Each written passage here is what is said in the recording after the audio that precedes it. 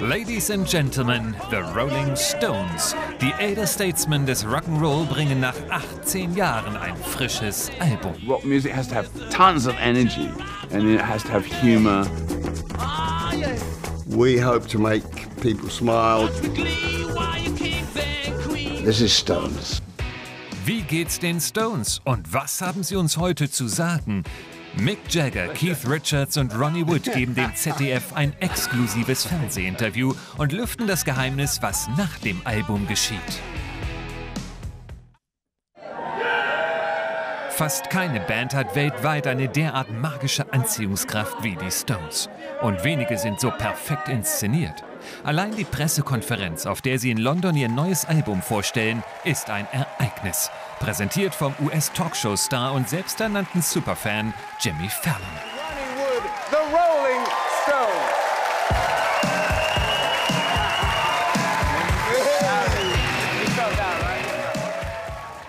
Ich sah die Stones im Hyde Park, der beste Moment meines Lebens. Wenn sie ein neues Album haben, gibt es auch eine neue Tour. Jagger will der Welt zeigen, dass man mit 80 nicht noch müde auf der Couch sitzen muss. Und wirklich, das Erstaunlichste auf dem neuen Album ist Mick Jaggers Stimme. Er klingt immer noch wie mit 30.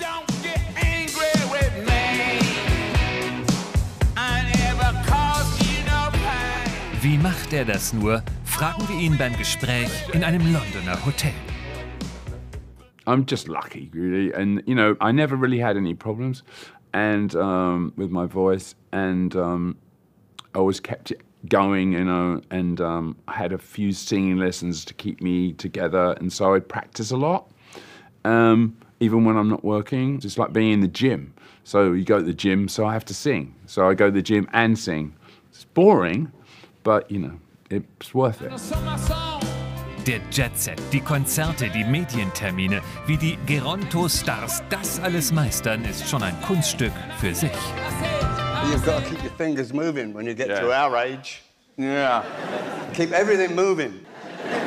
You mustn't let old age set in. So you must exercise your hands, and I have a great man, a physio with me, that it just, you know, we do boxercise and keep the body moving. But it's really of adjusting and accepting. Die Exzesse von früher sind heute eher Pose. Die Stones sind längst Fitness und Disziplin. Und weil man nur so alt ist, wie man sich fühlt, steht Mick Jagger wahrscheinlich noch mit 100 auf der Bühne. Irgendwann kommen sie mit dem Rollator auf die Bühne und die Leute würden immer noch hingehen. When you're young, you can smoke and drink and still sing. At 20, 30, you can't smoke and drink and still sing so well. And then as you get older, then you can't. But singing, a lot of people are unlucky, you know, even young people, they get problems. I never really had any problems. Die Rolling Stones sehen nicht aus wie Männer ihres Alters. Und ich glaube, das liegt daran, dass sie ein ganz anderes Leben geführt haben als die meisten von uns. Mick Jagger ist sehr, sehr gesund. Ich habe ihn kürzlich interviewt und ich hatte das Gefühl, dass er alt und jung zugleich ist.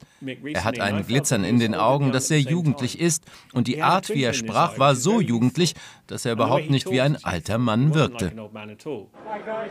Jagger mobilisierte offenbar alle Energie, um die Band nach 18 Jahren zu einem neuen Album anzutreiben. Es heißt Hackney Diamonds, ein Euphemismus für die Glassplitter von eingeschmissenen Autofenstern. Und der erste Song heißt Angry.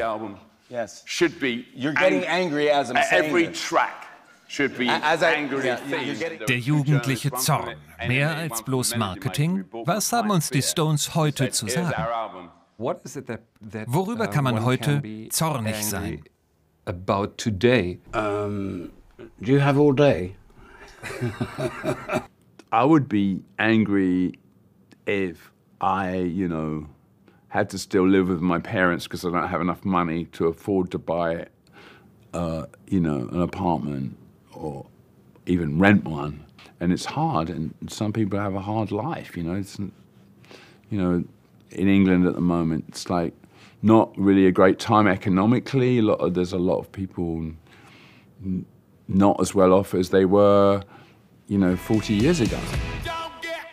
Doch davon handelt auf dem neuen Album kein einziger Text. Stattdessen geht's um Frauen und Beziehungskisten. Sind die Stones inzwischen Establishment statt Rebellion?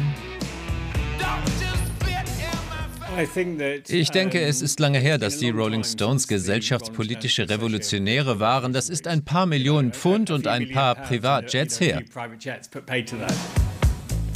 Das Video zu Angry ist jedenfalls sofort ein Hit. Innerhalb von Stunden millionenfach geklickt. Sydney Sweeney auf einem roten Mercedes in Hollywood. Da schlagen die Herzen vieler Fans höher. Ich bin mit den Stones aufgewachsen, fühlt sich an, als wäre ich Teil von etwas, das Geschichte geschrieben hat. Und dennoch, da räkelt sich eine junge Frau in Lack und Leder lassiv zu den fetten Beats von alten Männern und das im selben Jahr, in dem doch junge Frauen weltweit mit dem Barbie-Film den Feminismus feiern. Ist das Frauenbild der Stones nicht etwas aus der Zeit gefallen? Yeah, I mean, you got to take it with a sense of humor. Of course, it's funny, and then you're watching the Rolling Stones in various, age groups. That some of them are 20, some of them are 70. So I don't think it really matters if you take it with a sense of humor. She's not like, it's a kind of spoof. Ihr Rock'n'Roll feiert die Sehnsucht nach einer Zeit, die scheinbar einfacher war. In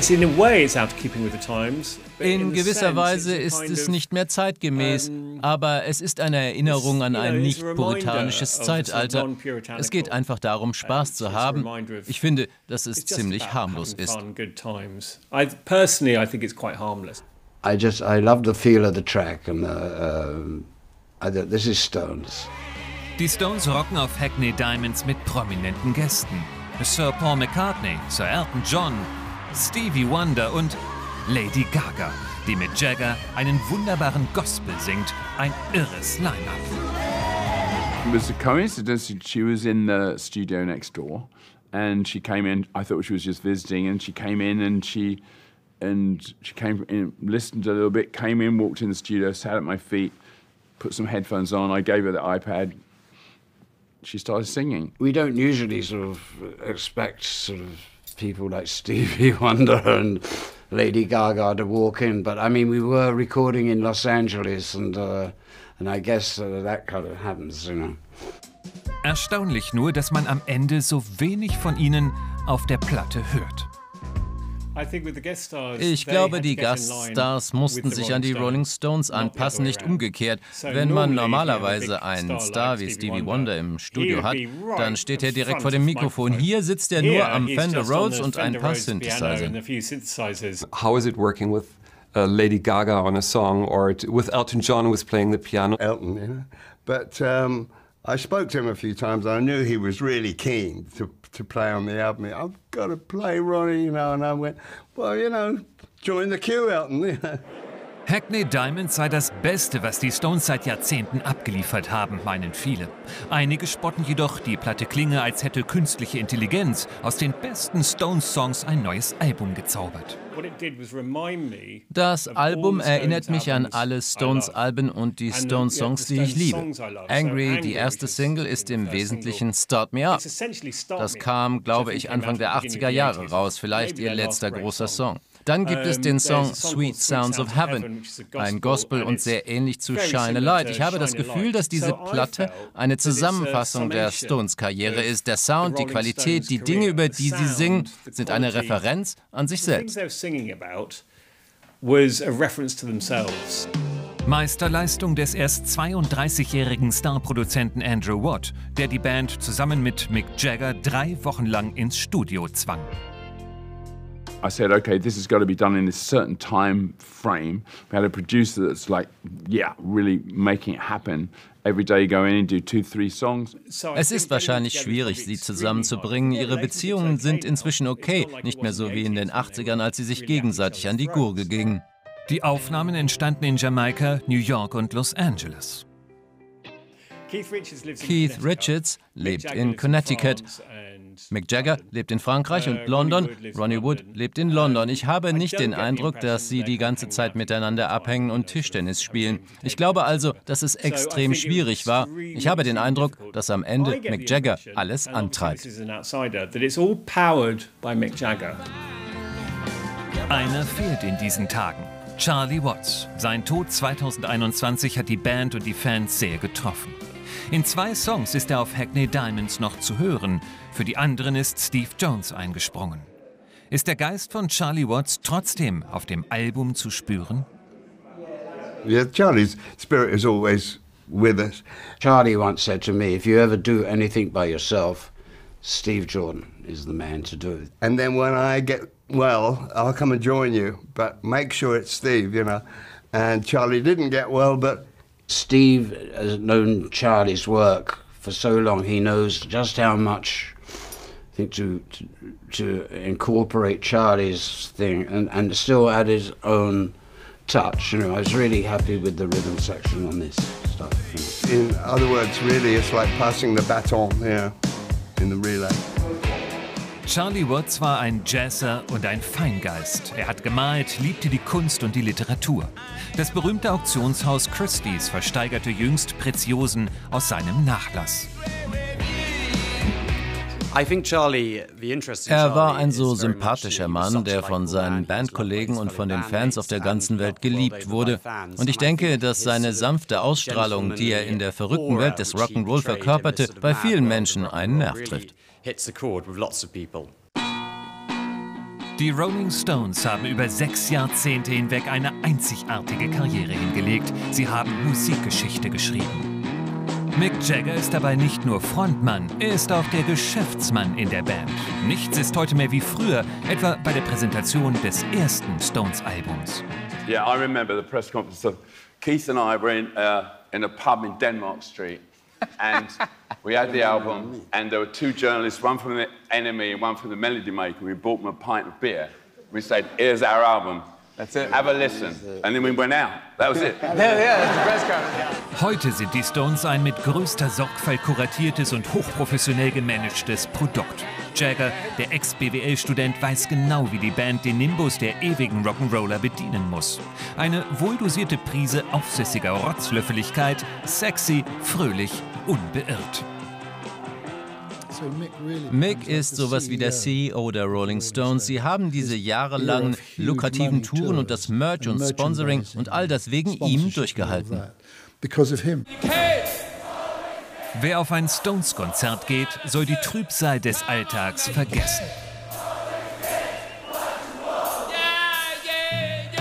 We hope to make people smile, you know, when we enjoy themselves when they hear the music. Die Stones verkaufen bis heute ein ganz bestimmtes Produkt: fröhlichen Eskapismus. Wenn du dir die Rolling Stones ansiehst, dann in einer riesigen Arena und der Merch wird das Bruttoinlandsprodukt eines kleinen Staates haben. 23 Songs sollen sie jüngst aufgenommen haben. Genug Material für ein weiteres Album. Nur, wie geht es jetzt weiter? Können die Fans eine neue Tour erwarten? So hopefully next year we start that. Wow. Oh yeah, we've got to keep going. We're not getting any younger. Bleibt eine Frage, die man nach unglaublichen 60 Jahren Bandgeschichte durchaus denken darf. Was soll nach den Stones noch kommen? Was bleibt da vom Rock'n'Roll? Warum die Rolling Stones weitermachen, ist, dass sie trotz ihrer Größe immer ihren Platz kannten. Sie wissen, dass sie nicht die Welt retten.